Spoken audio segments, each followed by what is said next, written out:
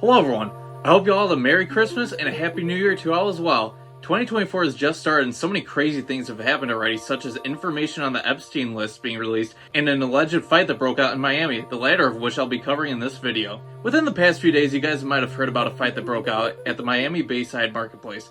The official story is that some teens were fighting on Monday, January 1st. Apparently, these teens were fighting with some sticks and after getting a little heated, lit off some fireworks at the mall, most likely some New Year's fireworks as it was the first. I'm not exactly sure on the number, but it seems like around 50 teens or so were involved in this fight, and 4 got arrested. But here's where things got interesting. 100 or so cop cars arrived on scene with hundreds of more cops.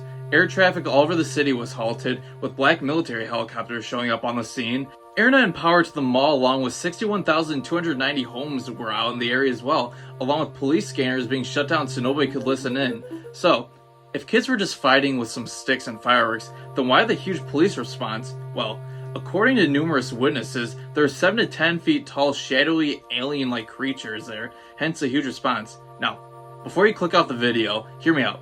I'm going to explain multiple ideas for what happened and what these creatures are, even if they aren't real. Ranging from simple to extravagant, I'll link multiple witness testimonies for you guys to check out. I'm sure that plenty of these videos are fake and some people are just messing around or clout chasing, but there's a naturally high police presence for some kids fighting with sticks and fireworks, something the city of Miami and its residents have never seen before. There's a similar fight at the Del Amo Fashion Center Mall in California in late August with 1,000 juveniles involved, and the amount of police that showed up there wasn't even close to the Miami one. Also, keep in mind, some video footage might be conflated between the two, so watch out if you investigate the Miami Mall incident yourself. The main description of these creatures paint them as being tall, shadowy, gray, and silent. They apparently were watching the mall goers move, and could apparently change their form as if they didn't have bones and didn't really have fingers or feet, but did have arms and legs. I also heard that they could walk through walls and teleport, but didn't seem like they wanted to hurt anybody and just seemed lost or observant, but also seemed like they could easily kill if they wanted to. The main thing that hurts this story is the sheer lack of video footage of any creatures, but different witness testimonies claim different things ranging from being far too panicked and scared for their lives to record, the creatures interfering with electronics, preventing phones from recording, kind of like a radioactive interference, and police and FBI collecting phones and making people delete videos. The little footage and video evidence that exists are shaky and blurry for some, and look like bad CGI in others. There's one video of a kid FaceTiming his dad who's a Miami police officer running for sheriff and asking him what happened, but he refused to talk about it, making it even more strange. It's also been verified that he actually is a police officer, and what the kid said is true. If it were just some kids fighting, then why keep everything so hush-hush? There's been little media coverage until recently, as if they're all trying to hide what really happened. And there's also video footage of strange lights in the sky in Miami when this happened. So now, let's look at some explanations. So the obvious answer is a huge police overreaction. Some kids fighting with sticks and fireworks, people thinking it's gunshots, police get called for a huge gunfight that breaks out, arrest people involved, end of story. Some witnesses also claim that there were actual gunshots that happened after the fireworks went off due to either people thinking that they were getting shot at, so they started shooting back, or people shooting at the shadowy creatures. The second possible explanation is Project Bluebeam, something I've talked about in a previous video.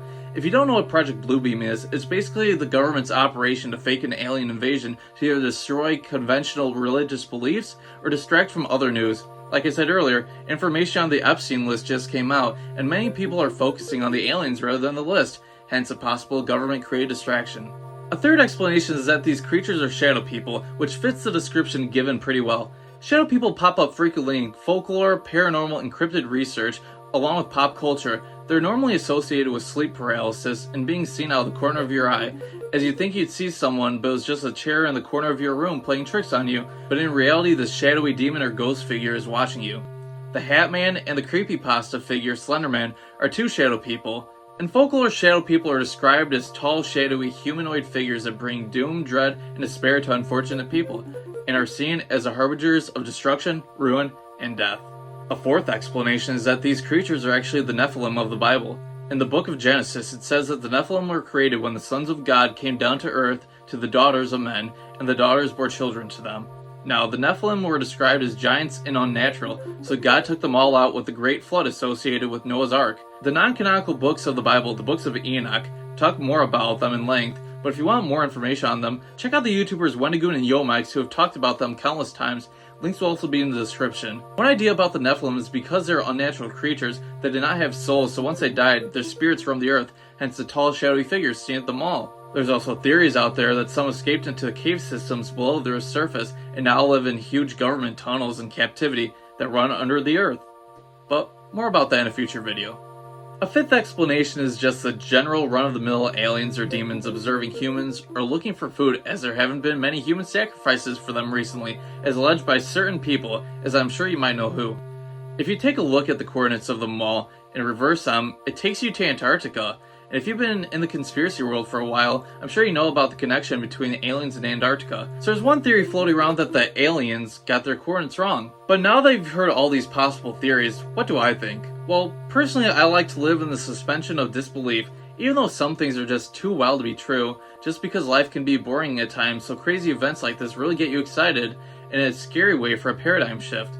It's a masculine urge to explore and uncover something new, just like the memes say, born too late to explore the earth, born too early to explore the stars. The same reason why people like fictional action-packed shows or movies or playing video games, it lets them live through that desire through the lens of someone else. All this to say, it would be kind of fun, exciting, scary, and interesting if it were true.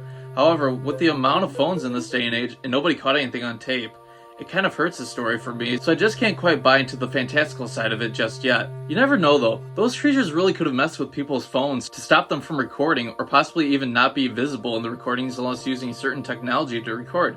But enough of what I think. I'd like to hear what your thoughts are in the comments below. Let me know what you think about all this, and if there's something interesting you heard about the incident, tell me about it. And if you enjoyed the video and want to see more content like this, like and subscribe to help me out. I have another video planned for the end of the month talking about cryptozoology with a small announcement on future content for the channel in that video, so keep an eye out for it. But if you guys have stuck around for this long, I just want to thank you again for watching, because I really appreciate it. It means a lot to me. But for now, thank you guys again, and I'll see you in the next one.